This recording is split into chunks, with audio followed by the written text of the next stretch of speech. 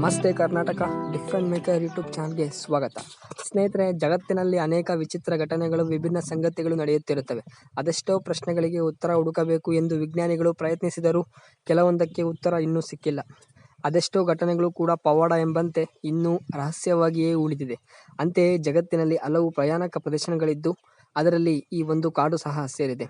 European ರಾಷ್ಟ್ರವಾದ ರೊಮೇನಿಯಾದ ಓಯಾಬಸು ಅರಣ್ಯದ ಬಗ್ಗೆ ನಾವು ಇಂದು ತಿಳಿಯಲಿದ್ದೇವೆ. ಇದೊಂದು ಅರಣ್ಯ ಪ್ರದೇಶ. ಇಲ್ಲಿನ ನಿಗೂಢತೆ ಏನೆಂದರೆ, ಈ ಪ್ರದೇಶಕ್ಕೆ ಭೇಟಿ ನೀಡಿದ ವ್ಯಕ್ತಿಗಳು ಯಾರೂ ಮರಳಿ ಮನೆ ಸೇರಿಲ್ಲ. ಟ್ರಾನ್ಸಿಲ್ವೇನಿಯಾದಲ್ಲಿ ಇಂತಹ ಅನೇಕ ವಿಚಿತ್ರ ಘಟನೆಗಳು ನಡೆದಿದ್ದು ಈ ಪ್ರದೇಶಕ್ಕೆ ಜನರು ಹೋಗಲು ಭಯಭೀತರಾಗುತ್ತಾರೆ.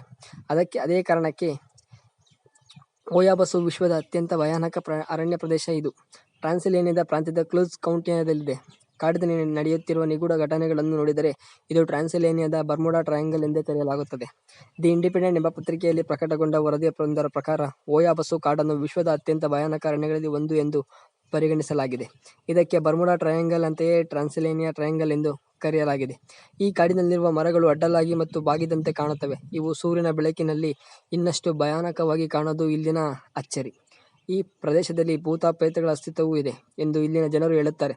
ಕುರುಬನೊಬ್ಬ ಈ ಕಾಡಿನಲ್ಲಿ ಕಣ್ಮರೆಯಾದಾಗಿನಿಂದಲೂ ಈ ಕಾಡಿನ ಕುರಿತು ಜನರ ಕುತೂಹಲ ಇನ್ನಷ್ಟು ಹೆಚ್ಚಾಗಿದೆ. ಈ ಕಾಡಿನ ಬಳಿ ವಾಸ ಮಾಡುವ ಜನರು ಹೇಳುವ ಪ್ರಕಾರ ಕಳೆದ ನೂರಾರು ವರ್ಷಗಳಿಂದ ತಮ್ಮ ಪೂರ್ವಜರಿಂದ ಇಂತಹ ವಿಷಯಗಳು ಕೇಳುತ್ತಿರುತ್ತಾರಂತೆ.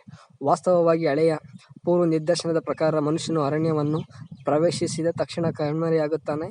ಅಂತೆಯೇ ಕುರುಬನೊಬ್ಬ ತನ್ನ 200 ಕುರಿಗಳ ಜೊತೆ ಇಲ್ಲಿ ಕಾಡಿಗೆ ತೆರಳಿದ್ದ. ಆದರೆ ಆತ ಮರಳೇ ಇಲ್ಲ ಎಂದು ಸ್ಥಳೀಯರು ಹೇಳುತ್ತಾರೆ.